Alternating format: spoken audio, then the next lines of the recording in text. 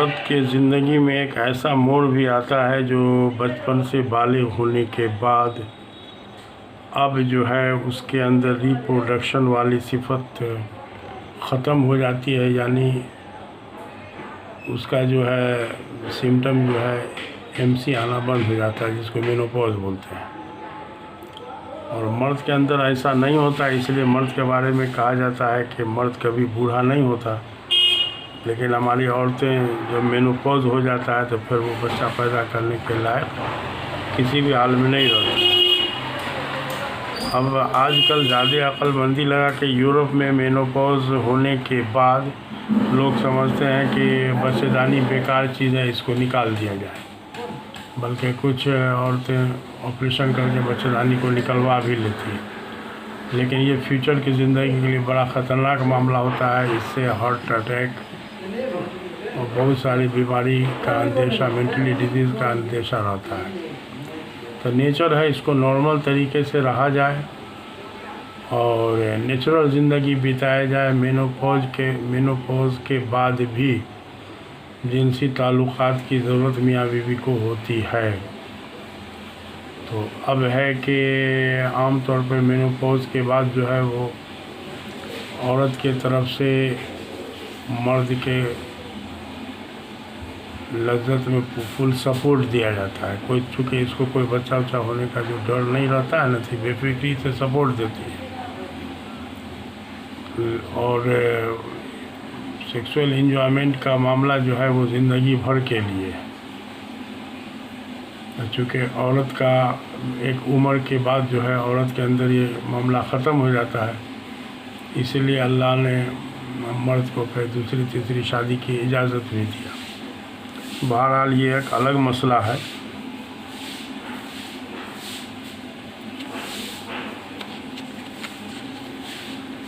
अब शुरुआती दौर में जैसे कि कुछ बीमारी है, एक बीमारी होती है माहवारी में खून का ज़्यादा आना, तो ये आम तौर पर इसको मेडिकल प्रोफेशन वाले आयरन की कमी मानते हैं।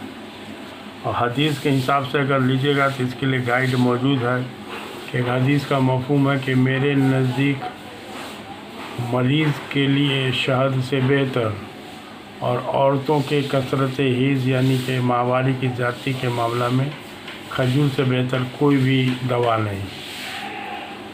तो अब यह है कि खजूर इस्लामी में बहुत अच्छा काम करता है, बहुत आसानी से, कोई टेंशन, कोई साइड इफ़ेक्ट नहीं है।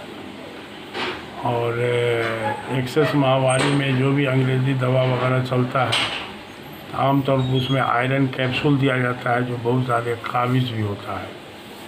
और कब्ज़ जो है दुनिया के हर बीमारी के लिए झंझटिया माहौल पैदा कर देता है।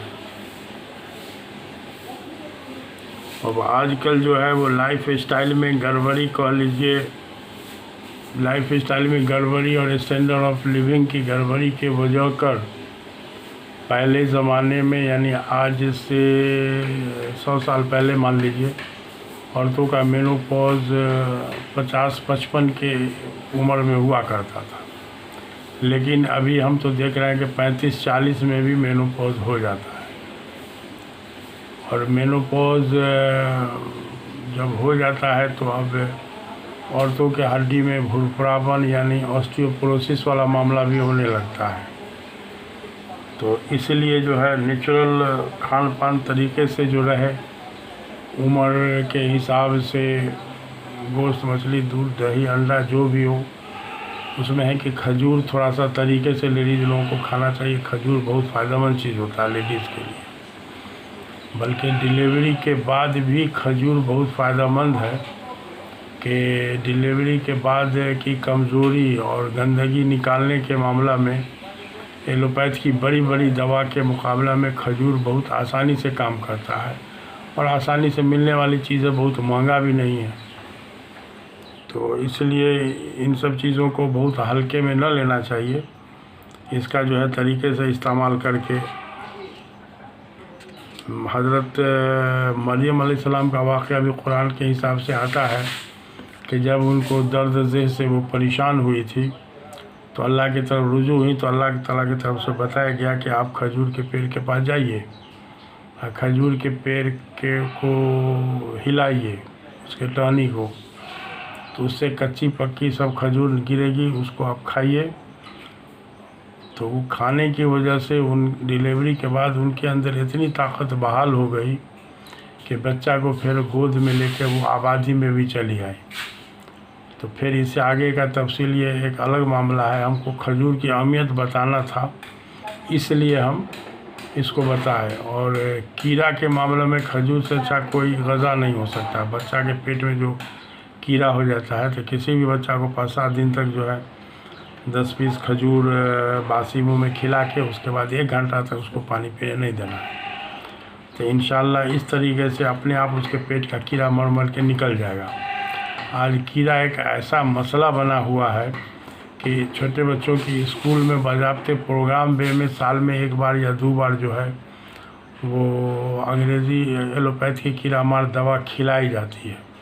कुछ दिन पहले एक रिपोर्ट भी आया था, 2 महीना पहले गालबन, कि कीड़ा वाली दवाई खिलाने के चक्कर में कुछ बच्चे बुरी तरह बीमार भी हो गए थे। और खजूर में अल्हम्दुलिल्लाह कोई बीमारी का अंदेशा नहीं है, इसलिए इसको जो है होलसेल में खाया जाए, बच्चों को खिलाया जाए। ठीक है, तो जय हिंद।